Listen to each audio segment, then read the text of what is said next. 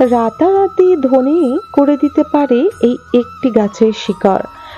তাছাড়া এই একটি গাছের শিকড় শনির দোষ, নানা রকমের নেগেটিভ প্রভাবের হাত থেকেও আপনাকে রক্ষা করবে। বন্ধুরা, বিশেষ করে চলছে শ্রাবণের শনিবার।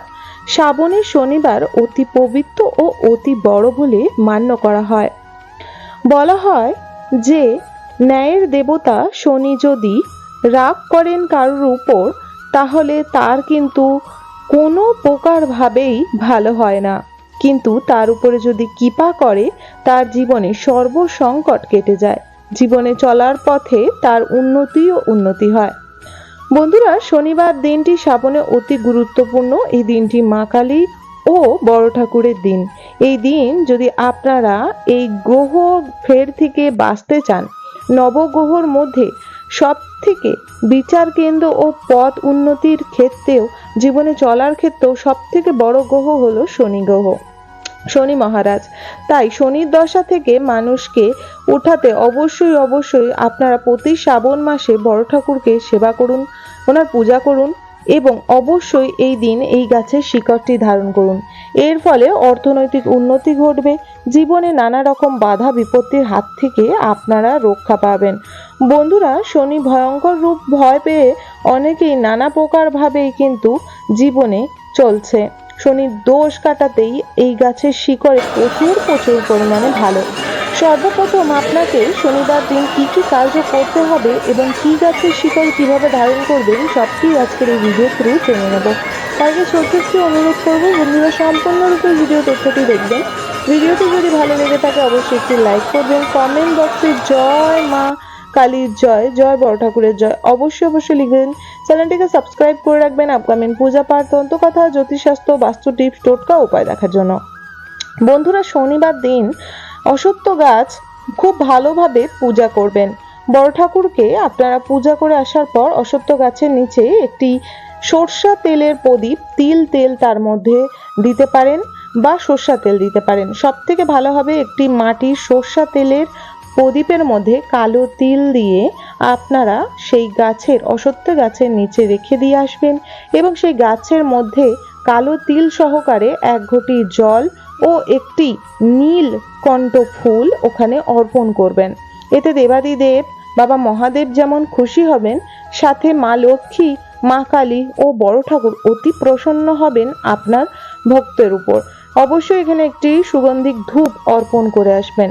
তারপরে আপনাকে এই গাছের শিকড়টি তুলতে হবে। এই গাছের শিকড়টি তোলার জন্য আপনাকে সর্বপ্রথম এই গাছের অনুমতি নিতে হবে। বন্ধুরা, সেই গাছটি হলো লজ্জাপতি গাছ। লজ্জাপতি গাছের বহু দেবদেবী একসাথে বসবাস করেন। এই গাছে নানা রকম শক্তি রয়েছে, শুভ শক্তি, যা আপনার শরীর থেকে নেগেটিভ এনার্জিকে দূরে সরিয়ে পজিটিভ এনার্জির ঊর্জা ভরিয়ে দেবে এবং আপনার আশেপাশে সর্বদা পজিটিভ এনার্জি বিরাজমান করবে। মা কালীকে নাম করে আপনাকে এই জিনিসটি ধারণ করতে হবে। লজ্জাপতি গাছের কাছে গিয়ে আপনাকে তার অনুমতি নিয়ে নিতে হবে যে আপনি তার শিকড় একটু ধারণ করবেন এবং তার থেকে তার শিকড়টি নিচ্ছেন এবং আপনার মনস্কামনাটি কি। আপনি চাকরিতে পদোন্নতি চাইছেন, বা আপনি ব্যবসা বাণিজ্যতে উন্নতি চাইছেন, বা আপনার শরীরকে সুস্থ করতে চাইছেন, বা আপনি অর্থনৈতিক উন্নতি বাড়াতে চাইছেন, যেটি আপনার মনস্কামনা, সেই দুটোর বেশি বলবেন না। কখনো 3টে মনস্কামনা বলতে নেই। 3টে মনস্কামনা বললে সেই মনস্কামনা পূর্ণ হতে দেরি হয়। তাই 2টো মনস্কামনা বলে সেই গাছের নিচে 1 ঘট জল ঢেলে দেবেন। তারপর আপনাকে সেই লজ্জাপতি গাছের, যখন আপনি এই ক্রিয়াটি করবেন, এই ক্রিয়াটি করার সময় আপনাকে যেন কেউ না দেখে সেটি ফলো রাখবেন। এই কাজটি আপনি কাউকেই জানাবেন না, কাউকে বলবেন না, নিজে গোপনে এই কাজটি করবেন। মাটি খুঁড়ে তারপর শিকড়টি নিঃশ্বাস বন্ধ করে একটানে একটি শিকড় তুলে নেবেন। সেই শিকড়টি লজ্জাপতি গাছের সাদা ফুল বা লাল ফুল উভয় হবে। যদি সাদা ফুল যে লজ্জাপতি গাছে আছে সেই যদি গাছটি হয়, তার কার্য আরো দ্বিগুণ বেড়ে যায়। লজ্জাপতি গুরুত্ব প্রচুর। হিন্দু ধর্মে প্রাকৃতিক হিসাবে বিদ্যমান সবকিছুই দেবতা ও দেবীদের উপরেই আমরা বিশ্বাস করে চলি। বন্ধুরা, বলা রয়েছে বনস্পতি শাস্ত্রে যে লজ্জাপতি গাছ জীবনে অর্থনৈতিক উন্নতি এবং ধন প্রাপ্তি ঘটাতে খুব খুব কার্যকরী। এই লজ্জাপতি গাছটির শিকড়টি তুলে নিয়ে আসার পর আপনি আপনার ঠাকুর ঘরে মা কালী চরণের সামনে রেখে দেবেন। তার উপরে একটি বেল্লপত্র ও একটি নীলকণ্ঠ ফুল ও একটি লাল জবা অর্পণ করবেন সেই শিকড়ের উপরে, বা সেই শিকড়টি হাতে নিয়ে একসাথে এই তিনটি ফুল, যেমন বেলপাতা আর বিশেষ করে জবা আর নীলকণ্ঠ, এই তিনটি ফুল নিয়ে মা কালীর চরণে দেবেন এবং তারপরে সেখানে একটি সর্ষের তেলের প্রদীপ অর্পণ করবেন। ধূপ দ্বীপ ও মা কালীকে ভোগ অবশ্যই অর্পণ করবেন এবং তারপরে আপনি পূজা দেবেন এবং মায়ের কাছে প্রার্থনা করবেন যেন আপনার জীবন থেকে ঝগড়াঝাঁটি, স্বামী স্ত্রী অশান্তি, নানা রকম পারিবারিক অশান্তি এবং জীবনে চলার পথে আয় ইনকাম ও সাকসেসের জন্য মুখ দেখতে পারেন।